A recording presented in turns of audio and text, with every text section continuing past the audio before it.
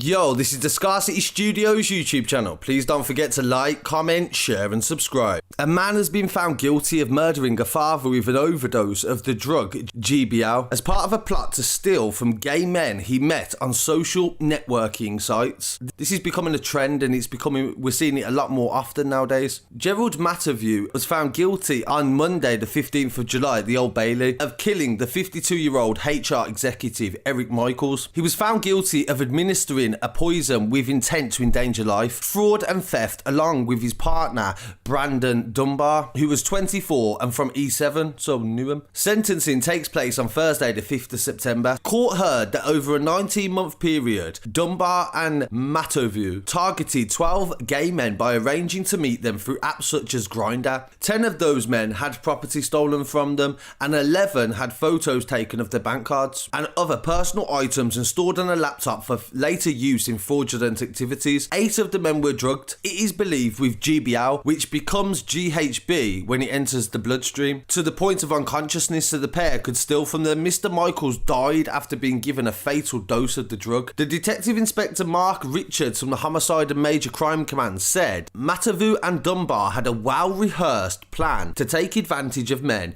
they met through the sites. Stealing their property was their overwhelming motive. Rather than sexual assault, Matavu described himself in evidence as a hustler, a liar and a thief. Their method in the majority of cases was to drug their victim with GBL and render them unconscious so they could search their homes and take whatever they wanted. They photographed bank cards and personal documents, and they did this at their leisure, sometimes spending hours at a time inside the address. But Mr. Michels was different. Matovu gave him a fatal dose of GBL. While Mr. Michels lay dead or dying, Matavu raided his house, taking many of his belongings, leaving his devastated family to find his body the following day. Just 3 days later, Matavu and Dunbar targeted another man at Dunbar's flat. When he was no longer of use to them, as the police have said, they dragged his prone, naked body out into the street and abandoned him on a pile of rubbish bags. They had total disregard for even trying to cover up their tracks. That they dumped the body outside their own flat, and they had evidence in their flat that they had assaulted this man. The attending officers were quickly able to join the two events together, and inquiries then revealed a whole host of other victims, so that one case is what led to the snowball of the rest of them being discovered. Matavu and Dunbar had done very little to cover their tracks, their only focus moving on to their next victim and what else they could steal. There is every chance there are more victims out there. Matavu and Dunbar are to blame for what happened to these men and the crimes they committed against them in any of the situations. There are things people can do to help protect themselves when meeting people online,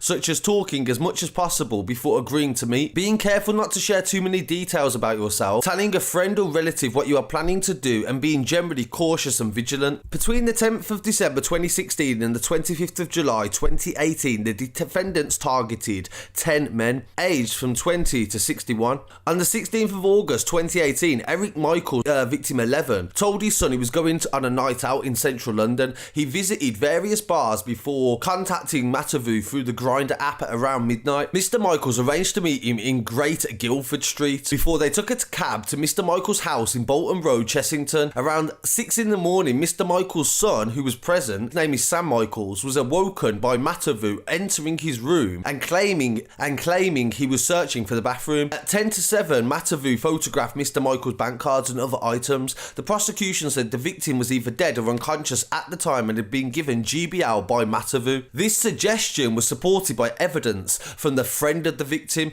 who messaged him 7:30 in the morning asking if he was okay. He got no response, which was unusual, as he said the victim would always reply. At around 9 in the morning, Sam left the house. At 11 in the morning, Matavu left Mr. Michels' house in a cab, taking a suitcase belonging to the victim. He also had a bank card and other items. At around 7:30 in the evening, Mr. Michels' daughter sent a text inviting him round for dinner. When there was no reply, she sent a follow-up text, and the following day the reply came as, "Hello hon, I'm a little busy, talk soon." This was unlike him, and she tried to call but an unknown male answered the phone. The call was later traced to Matavu's address. Again, another example of how they just took no regard for what they was doing. The alarm was raised by family members who visited Mr. Michels' address later that same day and found his body that had been dead for several hours. Police attended the scene and found an empty syringe on the floor next to his body. Tests later revealed it had traces of DNA belonging to both him and Matavu. Analysis of the residue of the liquid it contained revealed traces of GBL, the drug. A post-mortem examination was carried out and concluded the cause of death was acute GHB intoxication. Matavu's DNA was also found on Mr. Michels' body. After Matavu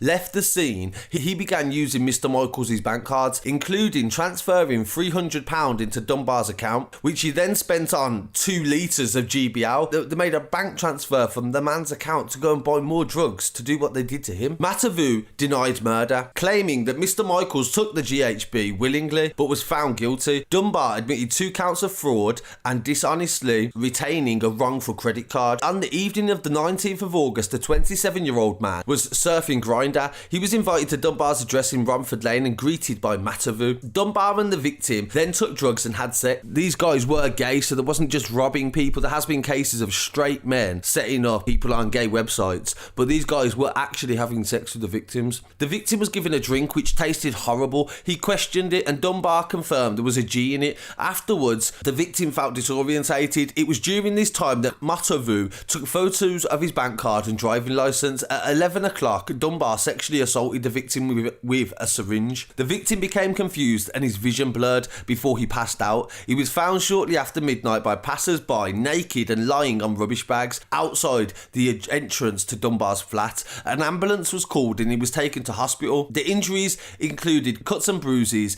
breathing difficulties and a broken nose. Tests confirmed he had taken GBL shortly before. Various items of property belonging to the victim were later recovered from Dunbar's flat, including a wallet, bank cards and a rucksack. Both defendants denied administering a poison or noxious substance to endanger life, assault by penetration, assault occasioning actual bodily harm and theft, but they was found guilty on all charges. Police investigating the circumstances of Mr. Michels' death arrived at the Romford home flat at 20 to 4 in the morning on the 20th of August. They found uniformed officers dealing with the discovery of victim 12 outside the address. Matavu was arrested there with Mr. Michels' phone and they searched it and found a small container of GBL on him as well. A rucksack was found inside the flat that Matavu said had contained property belonging to victim number 10. Also found in the flat were more items belonging to Mr. Michels, who was victim number 10, and another victim. A mobile phone found